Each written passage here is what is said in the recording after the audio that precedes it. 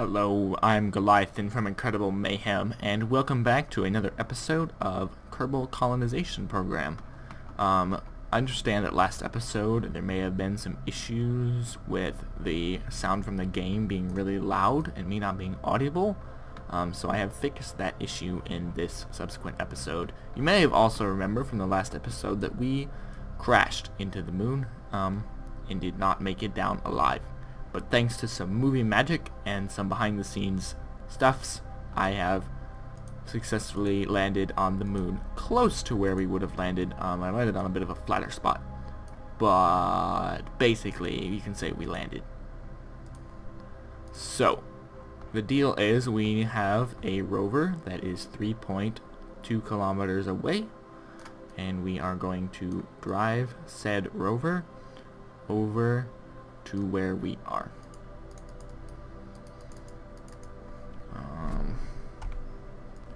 So we'll go ahead and go to the map view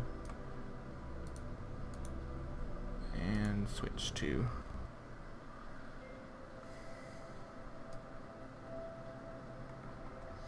so as you can see, this rover has a damaged rear wheel, and it shouldn't be too difficult, hopefully, to drive it on over there without flipping it over. We'll see. Turn the brakes off. Like I said, we'll see. My moon piloting skills are not that amazing, especially with a busted wheel.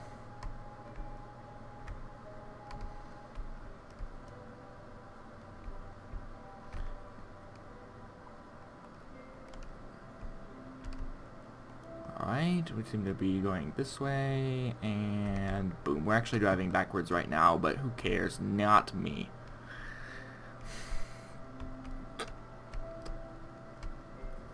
.1 meters a second, and it's a long ways away. It means we need to go faster.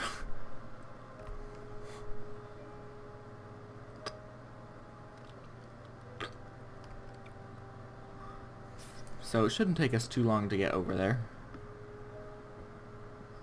We'll go ahead and set this as our target. Moving 4.4 meters a second relative to our target. Since our target is stationary, that is also our actual velocity.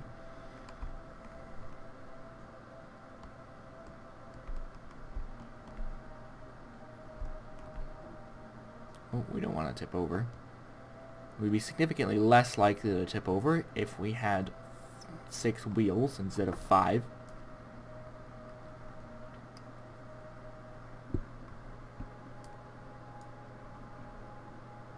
I also discovered recently apparently you have to extend these antennas and that they don't just like work by themselves.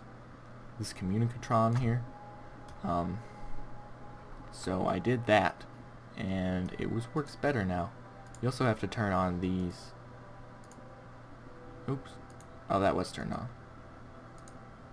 It is negative 35 degrees on the moon right now. It's pretty cold. Also, the complete lack of any atmosphere probably increases that coldness just a little bit. We're still only 2.7 kilometers away. We are only moving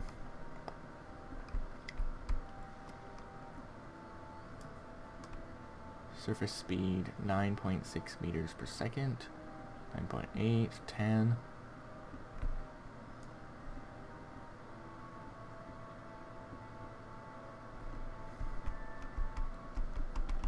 I'll nudge it over a little.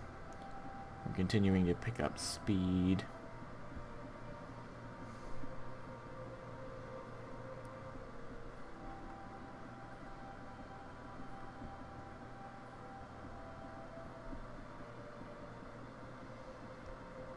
We are roughly 1/3 of the way there. As you remember, that was only about 100 meters from us when we started, and it's now a kilometer away.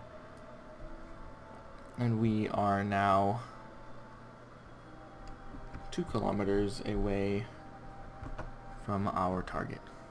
So this is the point at which I would normally talk about interesting science stuff, but I don't really know any interesting science stuff. Well, I mean, I do know interesting science stuff, but I don't see how any of it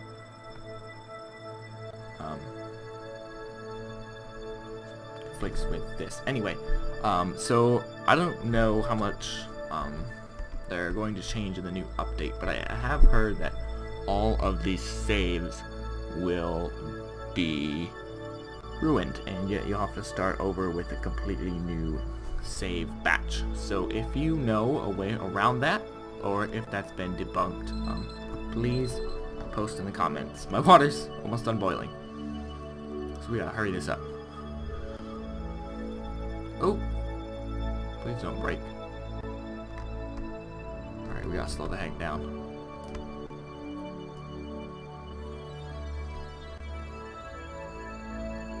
Our surface speed is pretty fast. Pretty much faster than I'd like it to be at this point.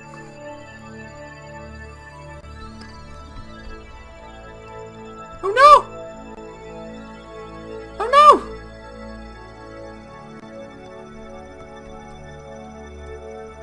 Oh yeah, almost.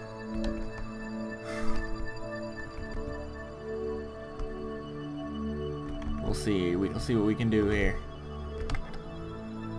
Come on, come on, come on, come on, come on, come on, come on, come on, come on, come on, come on, come on, come on, come on, come on. Oh yeah, look at that mastery of physics and other nonsense.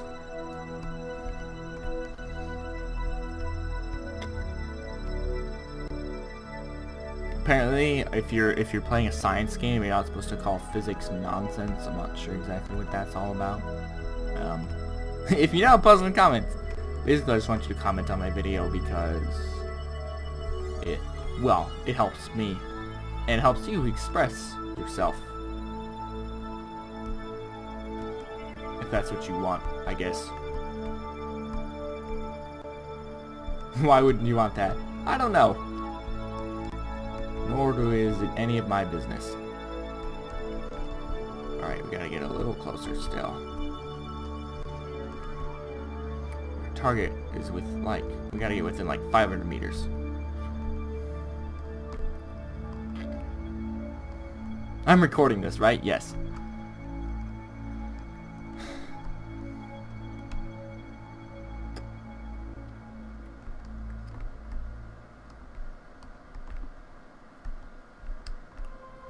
A little trouble making it up this hill. I don't actually know how these wheels are moving since they clearly don't have any sort of motor at all. But maybe the same magic makes them move as did the... Maybe the motors are in this this rover body housing here. There is no rover body housing. Well, the satellite core here, they're probably stored in there and then somehow transferred over to something. Right. So. But the good news is it only weighs 0.56 tons, which means it weighs 560 pounds. So that means that this is roughly the size of your average go-kart.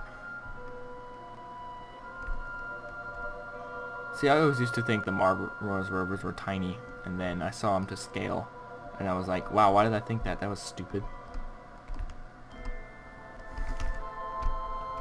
So, if you think Mars rovers are tiny, it's time to stop thinking that.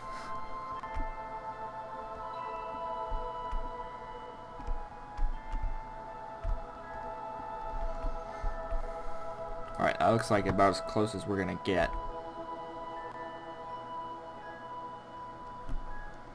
Go ahead and put on the brakes. And who wants to do, let's EVA Sam Hat here.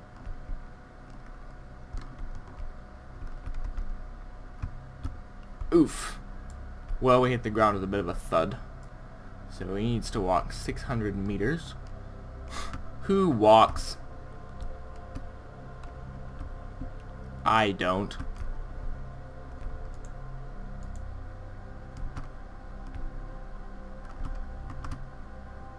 So we'll see if we can do this. Almost. Almost. We almost had a graceful landing there. So, I'm not sure what happened to the regulars. Jebediah, I believe, is on a space station. A space station orbiting Kerbal. He's the commander of Kerbal Station. He's happily orbiting the single core station that is not really a station. I might make that into a refueling station in the future, which I will probably be recording all of that. Alright, and here we are. And we're going to fly right over it.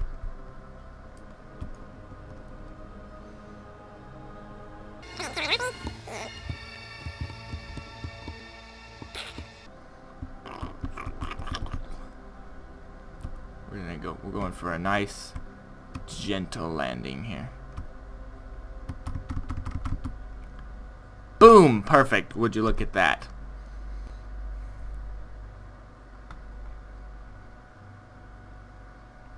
Oh dear. That thing's coming right for us. Hello.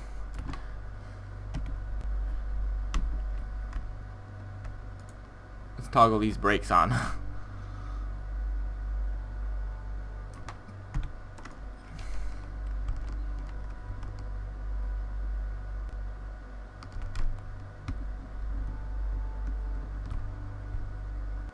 There we go. Let's find that damaged wheel.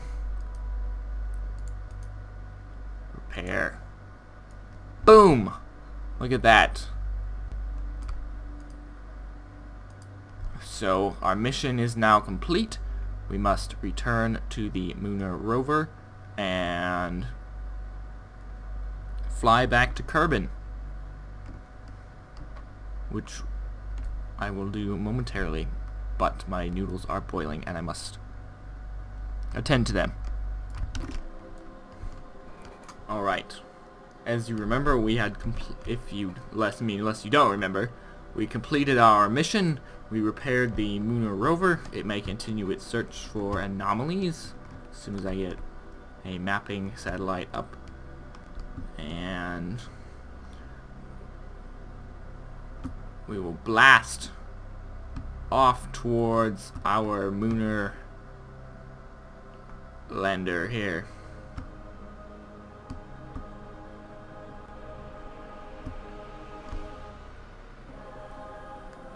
We need to maintain our altitude. At this point we start slowing down.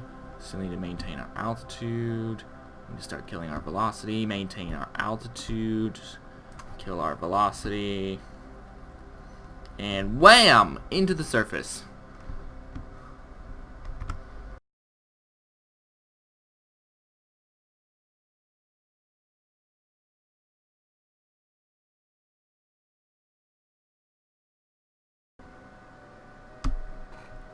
Right, killing our velocity. Going for a graceful landing here.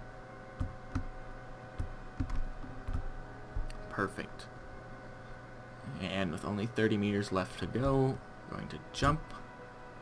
And this time, we're going to attempt to grab onto the edge. Oofta! I know it's around here somewhere. Where is it? There's the ladder. Alright. And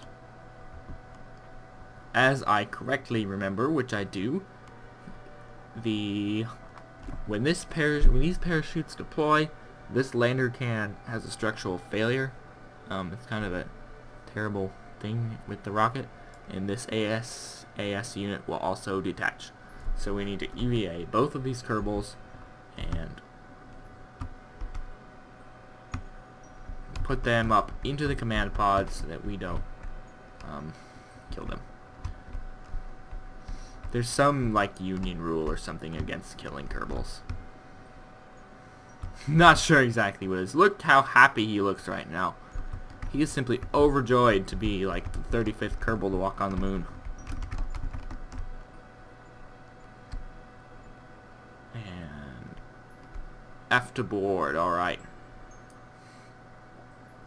We're going to EVA Thump. He's going to... He never got to walk on the moon. We'll let him walk on the moon for a bit. How's that? Boosh.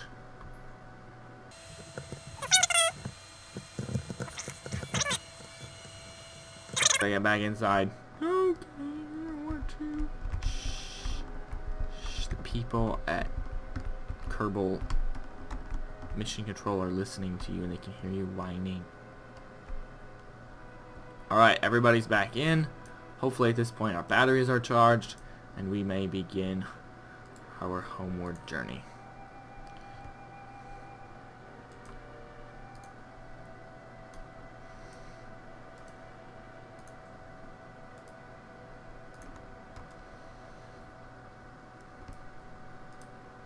Okay, those have... None of these have any liquid fuel left in them.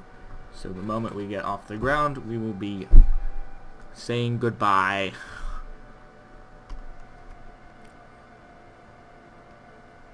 to our friendly lander legs. Alright. And throttle up. And in the moon, you pretty much just tip over right away. Turn our SAS on. We'll say goodbye to our lander legs.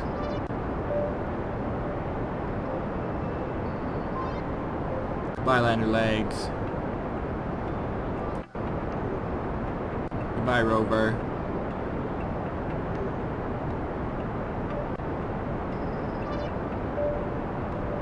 And those will crash unsanctimoniously into the surface of the moon. We no longer need our surface info, but instead we'll turn on MechJeb and we need our orbital info. Yay! Alright. So our apoapse is, we need it to be about 30 kilometers, I believe, above the surface of the moon. So we'll increase our thrust. Alright, 30 kilometers is perfect. We'll turn off our SAS, turn on our RCS, turn back our SAS back on, continue thrusting.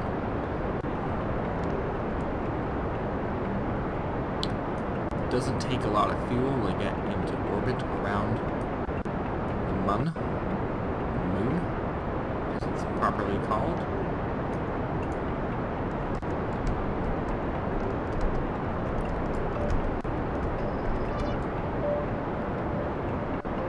So we're going to get into a bit of an elliptical orbit here. That's okay.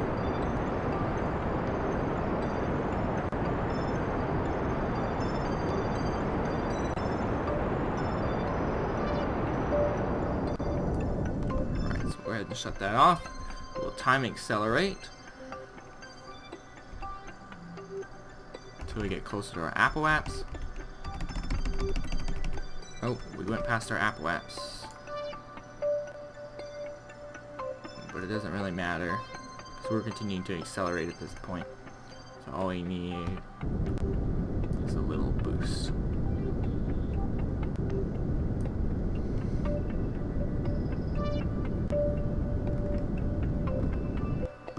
There we go, perfect. Slightly elliptical, but workable. Alright. And we are orbiting this way around the moon. So we're going to do a maneuver here. And we're going to burn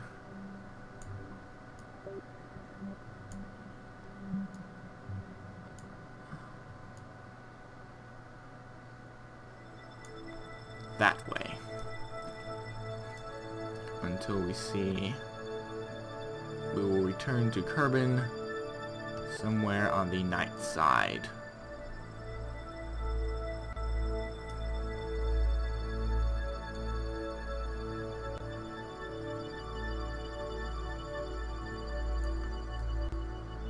Like that, only 235 meters per second needed to return all the way to Kerbal. I'm in a steep angle and we will splash down. Actually, we will land quite comfortably on that continent, probably. So, node in T minus 52 seconds. So we will time accelerate to our node.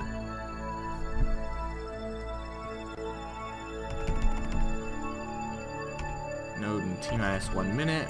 We'll turn ourselves prograde. Turn on our RCS.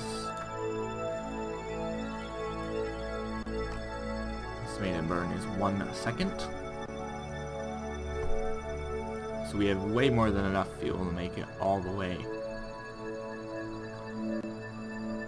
back to Kerbal. T-minus 37, 33, 20, 17, 16, 15. Alright, go ahead and throttle up.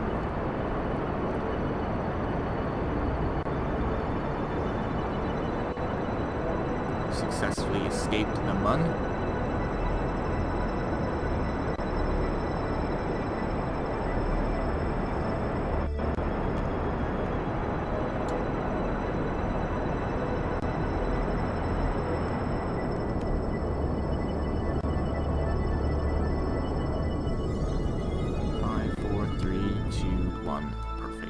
Look at that burn, look at that. Then 0.2 meters per second.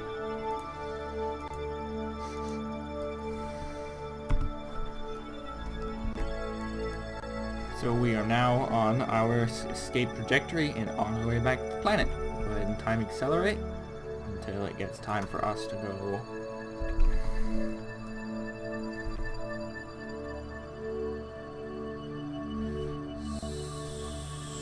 Boom! Alright, we flipped around.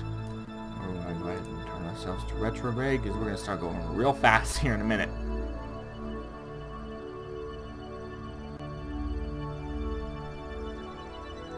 As you can see, there's our space station. Ah, the Duna probes. I haven't mentioned those yet. So the Duna probes, basically the first one was a failed experiment to get all the way to Duna. But it didn't end up working out because I was bad at flying rockets at the time, and it just really didn't go so hot. So basically I launched another one, and it started going significantly better. I.e. Oh, there's our re-entry effects. Go ahead and detach that other stage. Bye-bye stage.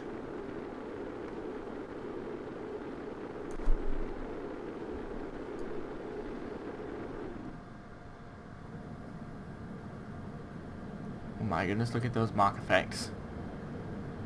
We may be going too fast.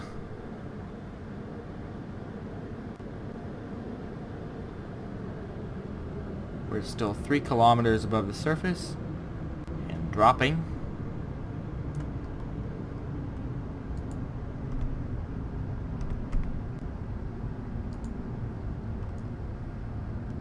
Alright, we're underneath 200 meters per second now, underneath the speed of sound. We'll go ahead and deploy the parachutes. And that broke off, of course. But that's not what has the Kerbals in it. This command pod is what has the Kerbals in it, and they are drifting happily down to the surface at a comfortable 6.6 meters per second. Look how overjoyed they are to return to Kerbal. Unfortunately, they are in the middle of the ocean, but then, hey, you can't be too picky. After the incredible mission you recently accomplished. I just realized that the crew access port is blocked by parachutes. Anyway, what I was saying about the Duna probes. So basically, it's a probe, and it's going to go around Duna, and I have it launched and sitting in orbit, but I have the maneuver node set up and everything, but I have not actually sent it on its way yet. That will probably be the subject of my next episode. Will be a flight to Duna. We won't land on Duna, but we will put a probe into orbit successfully, or at least so we hope. So in the meantime, thanks for watching. If you like this video, click the like button. If you did not like this video, then please leave a very nasty comment. And there was something I was going to say here about blah blah blah, but I don't remember what it is. Oh, there's another live action film coming soon, I believe. And oh joy, we have splashed down. They are overjoyed. And it's not an action film this time. It's, well, it's kind of an action. It's just it's something I made at a film camp. It's a student film, but I like it enough. I was the main actor in it, so you get to watch me be ridiculous. And again, thanks for watching. Next episode will return the day after tomorrow. I'm going to go ahead and do these every other day. And until then, have fun. Salute.